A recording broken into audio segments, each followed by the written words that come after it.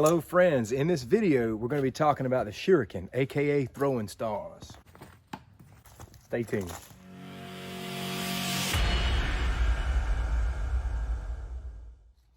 I hope you're enjoying this beautiful fall weather wherever you may be. I know it's warmer in some places, colder in others. It's actually getting kind of chilly here. I'm having to cover up my bald head this morning. I wanted to take a moment as well to greet all of my subscribers and greet all the new viewers as well. Welcome to 411 Outdoors. For those of you who don't know me, my name is Daniel Irvin. I love getting outside and having adventure. I love so many things that we enjoy outside. I work with a number of weapons. I love to get out and train. I love to get out and hike. I love nature. I love anything you can do outside. I spend a lot of time on here talking about reviews, tutorials, hypothetical things, just a lot of cool stuff that we have questions about and enjoy having conversations around. If you find this channel helpful or resourceful, I'd be super excited if you'd subscribe to the channel and click the bell so that you can get your notifications. Now let's get started talking about these stars. I could make this a really long video, but I'm gonna try not to do that because I've just learned as a YouTuber, you don't have to say everything in one video. Gives you something to talk about next time.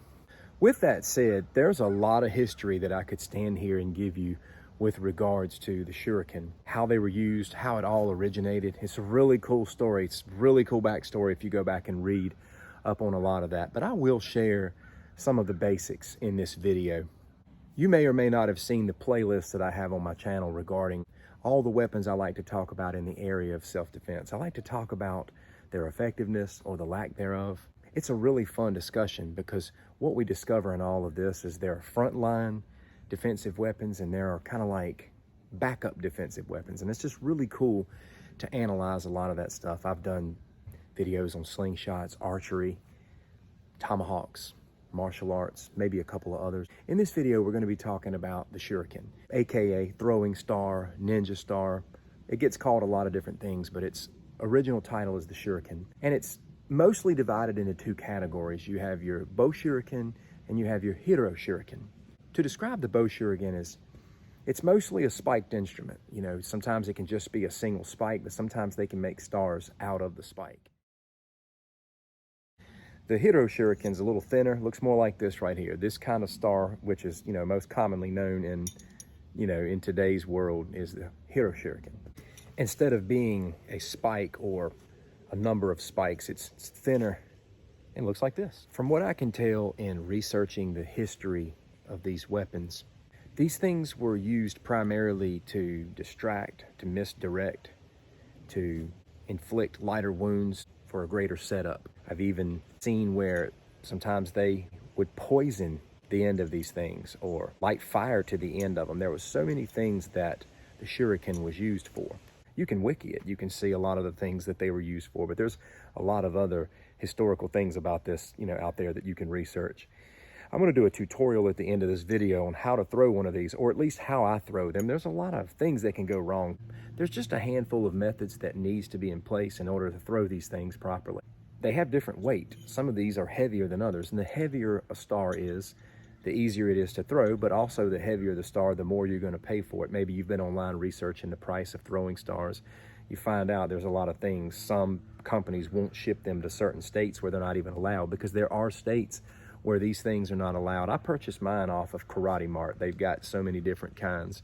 I have to throw this in as a disclaimer. Just be up on your state and local laws with regards to these things, because from what I can tell, there's just a lot of stipulations across the board, which I can understand why. You don't want irresponsible people running around everywhere throwing these things at people they don't like, because in this world that we live in, there's plenty of people that will do that crap. Let's get down to the fun questions. Is a throwing star a frontline defensive weapon, or is it a backup? Can it kill? Let's establish this. Any weapon can kill. Whether it kills a lot or whether it's used primarily for killing is another thing. I think if you do your research on this weapon, you'll discover that it was not used primarily as a kill weapon. But here's the thing, the most volatile part of the human body, in my opinion, when it comes to edged weapons, is the neck. If the jugular vein of a human being is pierced, it's not likely they're going to survive because of how heavily the bleeding is. Edged weapons like this that are sharp, heavy enough, and thrown fast enough, if they hit that spot, they can kill. But is that how it usually goes down? No, I don't think so. And I don't believe that that's how this weapon was primarily used. And I don't think that anybody should go out and get a bunch of throwing stars with the expectation that they're going to be able to be used as a frontline defensive weapon. Those who originally used these weapons gave us the greatest example of how this weapon would be used. It's to misguide, to misdirect, to wound, to distract, all of these different things. I mentioned this in my archery video, and that is, movies oftentimes give us an exaggerated version of what could be. I don't think that every scenario that you see in a movie is all bogus. There's a lot of things that could really happen. We see action movies where men and women find themselves in very unfortunate circumstances apart from their choices, and they have to defend themselves, and we see them using anything that they can. I do believe that applies to real life. I believe that a weapon is a weapon. Some weapons are primary and some are secondary. I believe this to be a secondary weapon, but it's an awesome secondary weapon, and you can do so many different things with it. Learning how to throw it's really cool. I think any weapon skill you want to learn is worth your time.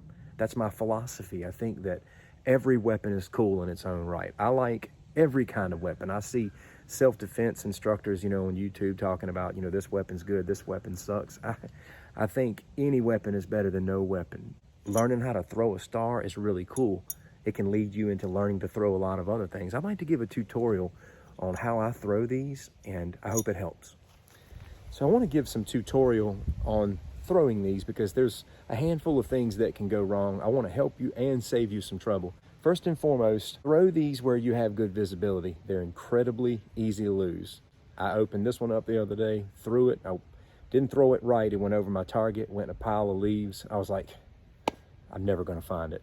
Thankfully, I found it. I saw the corner of it sticking out. These things hit the ground and they'll roll and you don't even know where they're going. They're very, very easy to lose. So beware of that. Number two, it's very easy to injure yourself when you're holding these things, and especially when you're pulling them out of your target. So be very careful as you pull these things out. Let me give you an example. You throw the star, it sticks in the wood, right? And you're trying to get it out, and look, you're pulling on it and your hand slips. Watch this. These things are sharp and bladed. Be very careful with that. Have a way that you can carefully remove these without slipping and cutting yourself wide open. So those are a couple of safety factors other than just making sure there's no one around you. These things can, if they slip out of your hand wrong, they can fly. You don't want to hit anybody with it. Now I'll share with you my preferred throwing method. I'm sure there are many out there. I'll give you mine. Instinctively, you may grab the end of this and you may pull it up to throw, but the force of your throw often will cause the star to come back and it'll release like this. It may fly straight, it may hit, but it won't have the power that you want this to have. In order to have power, you must maintain control. I like to put the star between my thumb and index, one of the blades, nice and firm. I want to make sure I've got it in my hand because I'm bringing it here and I'm sending it. Okay, now what I do as far as sending, I don't just throw stars with my arms. It's just like boxing and martial arts. It should come from the body. Everything, every punch should come from the body. It runs up the leg, through the body, through the shoulder, and it sends it out. It's the very same thing with a throwing star. You can posture up on your dominant leg and throw that. I like to stand on my front leg and have my dominant leg in the back. It's like if I was throwing a baseball, but I want to come here. Now, I bring the star up. I bring the star up here, and I'm throwing it, but I'm also sending it with my body. I'm putting snap into it. That makes it fly straight. I don't run the risk of coming here and losing power. I'm able to send this thing where I want it because my body and my shoulder is pushing it as well. I'm going to do some demonstration throws here. I'm going to put the camera slow motion on my upper body especially so that you can see how I bring this up here. Don't try to start back too far. Get up close when you throw. I'm going to be throwing at about 12 feet, which is a good distance. You can throw further, obviously, once you understand how to control the star.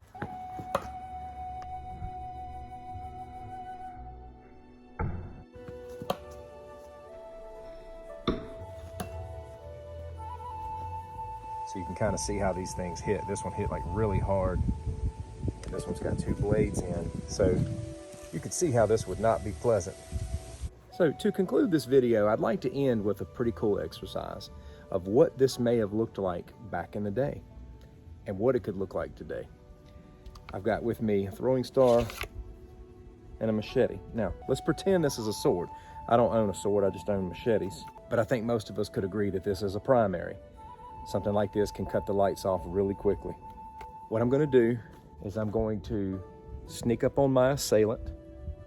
Now remember, no guns are involved here. I'm gonna sneak up on my assailant and I'm gonna distract him with a serious flesh wound, something that'll stick in and distract. While he's distracted, I'm coming after him really quick with a primary. I'll do it slow and then I'll do it fast. I come around, I see him, I stick him. He's like, what just hit me? And suddenly I'm here. Game over. Pick up the speed. So with this drill sped up in real time, I'm gonna have my primary ready to go. I had it in the sheath last time, but we were just doing slow-mo. It's gonna be ready because in real life, you want it ready. Taking cover. There's probably a million throwing star drills that we could do, different ways that these can set up heavy attacks. Could be so many things. I hope you have enjoyed this video. I hope that it has inspired you to learn more about these and even get out and throw them. It's a great weapon to throw if you want to get into throwing things. It's a great way to start. It's a lot of fun. Get out there and train. Use your imagination, sharpen your skills, your instinct, your movement, your speed. It's a whole lot of fun and it's so invigorating. I hope these videos inspire you to do that. Thank you so much for watching and I can't wait till the next one. Take care.